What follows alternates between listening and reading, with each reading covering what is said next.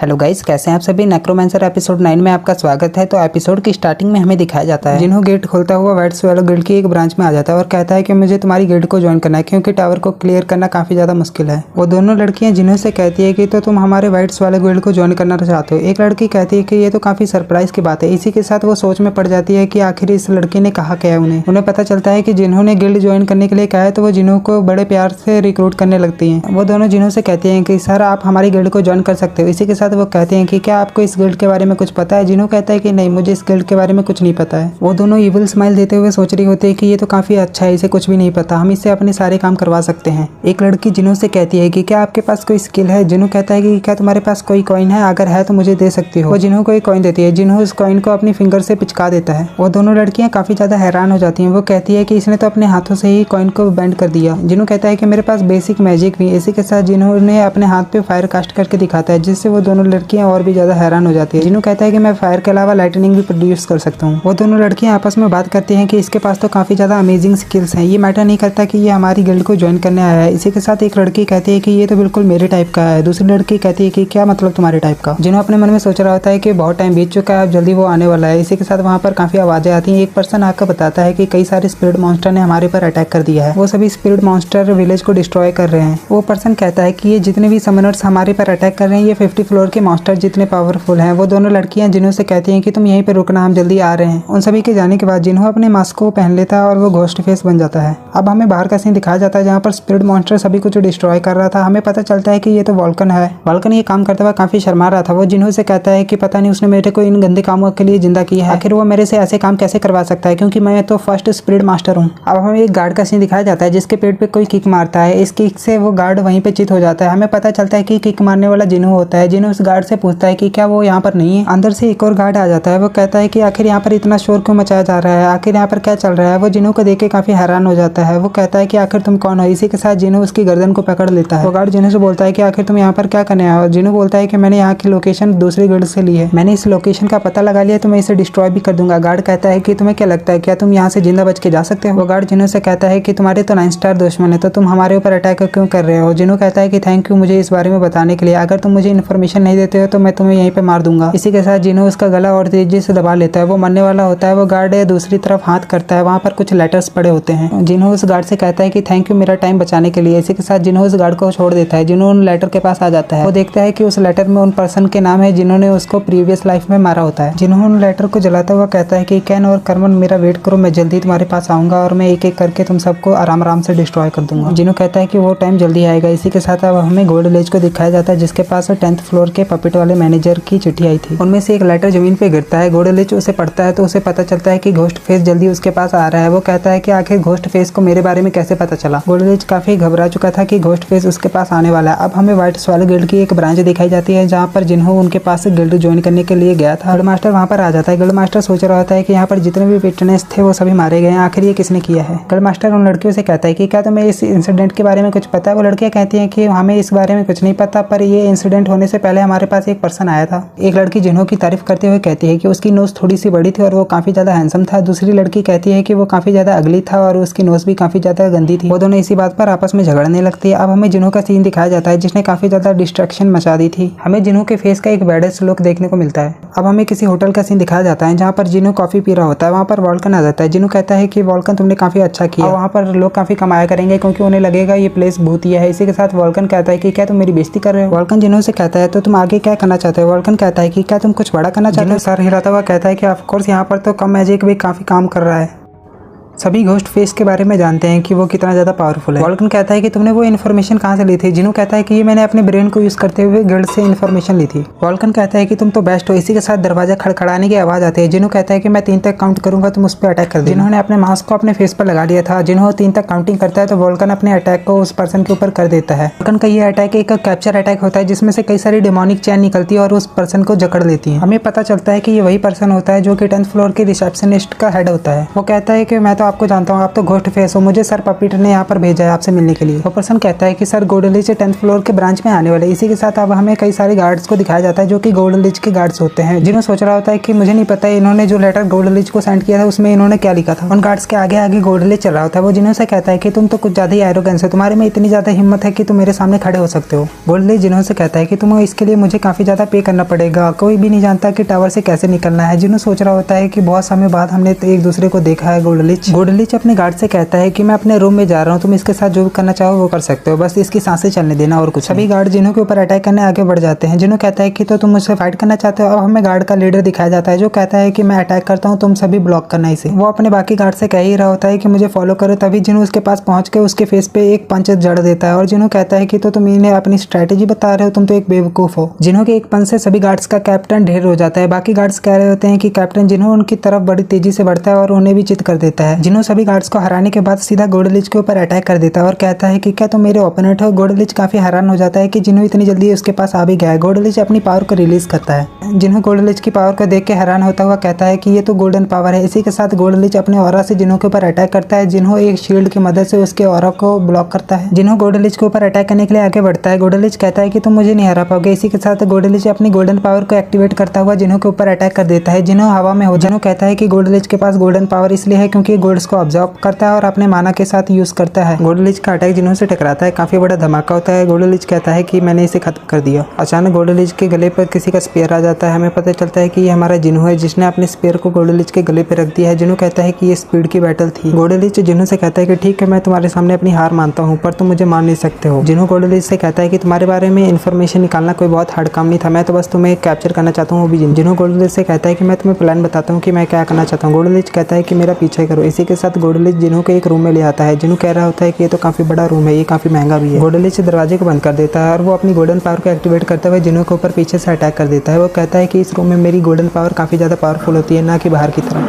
Golden Leach जिन्हों से कहता है कि इस रूम में तो कोई डीमन और गॉड्स भी नहीं आ सकते हैं। गोल्डन लीच काफी गुस्से में जिन्हों से कहता है कि ऑक्शन का ओनर मैं हूँ, ये तुम्हें किसने बताया। और हेलो गाइस, कैसे हैं आप सभी। नेक्रोमैंसर एपिसोड 10 में आपका स्वागत है। तो एपिसोड की स्टार्टिंग में गोल्डन लीच अपनी ट्रेड स्किल को एक्टिवेट कर लेता है। गोल्डन लीच कहता है कि टावर का सिस्टम नेचुरली किसी को भी इन्फॉर्मेशन देता नहीं है, पर तुम्हें कैसे पता चला कि मैं ही गोल्डन लीच हूँ। आखिर मेरी आइडेंटिटी को किसने एक्सपोज किया है। चलो अब जल्दी से बताओ कि ऑक्शन का ओनर मैं हूँ, ये तुम्हें किसने बताया है। जिन्हों गोल्डन लीच से कहता है कि तुम तो ब्लफ कर रहे हो, मेरे पास ऐसा कोई सोर्स नहीं है जिससे मैं इन्फॉर्मेशन निकाल सकूँ। ये बात सुनकर गोल्डन लीच अपने वेपन को समन कर लेता है। गोल्डन लीच अपनी गोल्डन पावर को यूज करते हुए एक एक्स को क्रिएट कर लेता है। वो जिन्हों से कहता है कि मैं तुम्हारे एक हाथ और एक टांग को काट दूंगा, तुम्हें मुझसे झूठ बोलने की सजा मिलेगी। ये बोल के गोल्डन लीच जिन्हों के ऊपर अटैक कर देता है। उसका एक्स किसी के हाथों से टकराता है और उसका एक्स पूरा टूट जाता है। हमें पता चलता है कि जिसने उस एक्स को अपने हाथों से डिस्ट्रॉय किया है वो वॉल्कन होता है, जो कि जिन्हों की बॉडी में से निकला है। गोल्डन लीच देखता है कि ये तो फर्स्ट स्पिरिट मास्टर है जो कि जिन्हों की बॉडी में से निकल रहा है, मतलब कि जिन्होंने उसे कंट्रोल कर रखा है और वो एक स्पिरिट सोल बन चुका है। पर ऐसा कैसे हो सकता है। स्पिरिट मास्टर के अलावा कोई भी नेक्रोमैंसर स्किल को यूज नहीं कर सकता है, जितना मुझे पता है। गोल्डन लीच जिन्हों से कहता है कि अब तुम मुझे ये मत कहना कि स्पिरिट मास्टर ही सभी सोल सोल्जर्स को कंट्रोल करता है और तुम स्पिरिट मास्टर को कंट्रोल कर सकते हो। जिन्हों अपने घोस्ट फेस को उतारता हुआ कहता है कि तो फाइनली तुम्हें समझ आ गया है। गोल्डन लीच उसके फेस को देख के कहता है तुम तो चार जिन्हों को। दोस्तों गोल्डन लीच जिन्हों के पिछले लाइफ के बारे में भी जानता है कि वो कितना ज्यादा स्ट्रॉन्ग और फेमस था, जिसने अपनी पिछली लाइफ में टावर में 600 फ्लोर तक क्लियर किया था, पर वो अपने 9 स्टार साथियों के द्वारा ही मारा गया था क्योंकि वो धोखेबाज। जिन्हों कहता है तो तुम मेरी हिस्ट्री को जानते हो। गोल्डन लीच कहता है कि मुझे अभी बिलीव नहीं हो रहा कि ये तुम हो चार जिन्हों को। जिन्हों कहता है कि मुझे भी फर्स्ट टाइम बिलीव नहीं हुआ था अपने आप पर। तो तुम आखिर क्या करना चाहते हो, आखिर तुम्हारा मोटिव क्या है। जिन्हों कहता है कि मैं बस गोल्डन लीच कंपनी द्वारा कुछ मनी इकट्ठा करना चाहता हूँ और तुम मेरे लिए एक स्पॉन्सरशिप कॉन्ट्रैक्ट क्रिएट करो। गोल्डन लीच जिन्हों से कहता है तो तुम ये चाहते हो कि मैं अपनी कंपनी तुम्हारे नाम कर दूं। जिन्हों कहता है कि नहीं, तुम गलत समझ रहे हो। तुम्हारे पास जो मर्चेंट्स होते हैं वो ज्यादा हायर लेवल तक टावर को कंप्लीट नहीं कर पाते हैं। मैं तुम्हारी गोल्डन लीच कंपनी के लिए सबसे ज्यादा कंट्रीब्यूट करूंगा और तुम्हारी कंपनी का सबसे बड़ा शेयर होल्डर मेरे पास होगा। गोल्डन लीच जिन्हों से कहता है कि अब मुझे लग रहा है कि मैं रियल जिन्हों से बात कर रहा हूँ। जिन्हों कहता है कि यही मेरे बात करने का तरीका है। गोल्डन लीच कहता है कि अगर तुम्हें मेरे साथ काम करना है तो तुम्हें मुझे कुछ देना होगा। जिन्हों कहता है कि कैसे रहेगा अगर मैं इसके बदले तुम्हें टॉप क्लास की इन्फॉर्मेशन दूं जिसे सिर्फ मैं ही जानता हूं। गोल्डन लीच कहता है कि प्राइस पे करने का ये भी एक अच्छा तरीका है। जिन्हों कहता है कि मुझे पास्ट लाइफ में मारने वाले वो 9 स्टार थे जो कि खुद से मुझे मारने नहीं आए थे। उनके पीछे भी कोई मास्टरमाइंड था जो कि उन्हें कंट्रोल कर रहा था। वो इतना ज्यादा पावरफुल था कि वो 9 स्टार को भी कंट्रोल कर सकता था। मुझे लगता है कि मुझे पास्ट लाइफ में मारने का काम टावर के 4 मोनार्च में से किसी एक ने बनाया है। ये बात सुनकर गोल्डन लीच काफी ज्यादा हैरान हो जाता है। गोल्डन लीच कहता है कि क्या तुम उन 4 रॉयल्टीज की बात कर रहे हो। अब हमें उन 4 मोनार्च के बारे में बताया जाता है जो कि सभी स्पीसीज में सबसे ज्यादा स्ट्रॉन्गेस्ट हैं। अगर कोई पर्सन टावर को हाई लेवल तक क्लियर कर देता है तो फिर वो मोनार्च वहाँ पर अपीयर होते हैं और उस पर्सन को वो खुद ही मार देते हैं। जिन्हों कहता है कि यही कारण है टावर को अभी तक कोई कंप्लीट नहीं कर पाया। गोल्डन लीच कहता है तो तुम उस चीज का आखिरी विक्टिम हो। जिन्हों कहता है कि नहीं 100 फ्लोर की स्पीशीज भी इस चीज को जानते हैं। वॉल्कन गोल्डलिच को बताता है कि वो 100 फ्लोर में आए डिजास्टर में अकेली ही बची है। जिन्हों बताता है कि वो एक लड़की है जो कि डोके भी है। वो सभी हारू के बारे में बात कर रहे थे। अब हमें हारू को दिखाया जाता है जो कि बड़े से ऑर्क मॉन्स्टर से फाइट कर रही थी। वो उस ऑर्क मॉन्स्टर के सर को काटकर उसे मार देती है। हारू कहती है, हारू 10th फ्लोर पे होती है। हारू कहती है कि ये इतना काफी नहीं उस बॉस मॉन्स्टर को हराने के लिए। इसी के साथ हारू उस बॉस मॉन्स्टर से फाइट कर रही होती है। हारू उसे हरा नहीं पाती है। अब हारू को 9th फ्लोर के सेफली जोन पे ट्रांसफर कर दिया जाता है क्योंकि वो बॉस को हरा नहीं पाती थी। हारू कहती है कि मुझे जिन्हों के साथ वापस से काम करना है, इसके लिए मुझे ज्यादा से ज्यादा स्ट्रांग होना पड़ेगा। तभी वहाँ पर ड्रैगन स्वॉर्ड मास्टर अपीयर होता है। वो हारू से कहता है कि आखिर तुम मुझे क्यों नहीं यूज कर लेती हो टावर को क्लियर करने के लिए। हारू कहती है कि नहीं, मैं अपने आप को स्ट्रांग बनाना चाहती हूँ क्योंकि मैंने जिन्हों से प्रॉमिस किया था कि मैं अपने आप को अपने लिए स्ट्रांग बनाऊंगी। हारू ड्रैगन स्वॉर्ड मास्टर से कहती है कि अब तुम मुझे डिस्टर्ब ना करो, मैं अपने आप को स्ट्रांग बनाना चाहती हूँ। हारू सोच रही होती है कि मैं एक छोटी सी लड़की हूँ जिसने एक वॉर में भी फाइट की है, मैं इस स्वॉर्ड की मदद से सबसे ज्यादा स्ट्रांग हो सकती हूँ। अब हमें गोल्डलिच का सीन दिखाया जाता है जो कि जिन्हों से कह रहा होता है, तो तुम्हारे कहने का मतलब ये है कि तो तुम उस बच्ची को और उसकी स्वॉर्ड को यूज करना चाहते हो। जिन्हों गोल्डलिच से कहता है कि हाँ तुम बिल्कुल ठीक कह रहे हो, अगर हम अदर वर्ल्ड को देखें तो वहाँ पर और भी डोके भी हो सकते हैं। गोल्डलिच सोच रहा होता है कि ये तो बिल्कुल इम्पॉसिबल है, ये तो टावर के फाउंडेशन के बारे में भी जानता है। जिन्हों से बताता है कि मैं बस ऐसा इसलिए कर रहा हूँ ताकि मैं अपना रिवेंज ले सकूँ क्योंकि वो 9 स्टार को बैकग्राउंड सपोर्ट वो 4 मोनार्च दे रहे हैं। जिन्हों गोल्डलिच से कहता है कि आखिर तुम्हारी फैमिली को डिस्ट्रॉय करने वाले भी तो वो मोनार्च थे। ये सुन के गोल्डलिच अपनी पावर को डीएक्टिवेट कर देता है। हमें गोल्डलिच का पास्ट दिखाया जाता है जहाँ पर उसके सभी फैमिली मेंबर्स की डेड बॉडी पड़ी होती है। गोल्डलिच जिन्हों से कहता है कि मैं तुम्हारे डेडिकेशन की कदर करता हूँ। जिन्हों कहता है तो फाइनली तुमने आज एक ग्रेट चॉइस को चुना है, लेकिन तुम मुझे अपने ऊपर ट्रस्ट करने के लिए कुछ दिखाओ।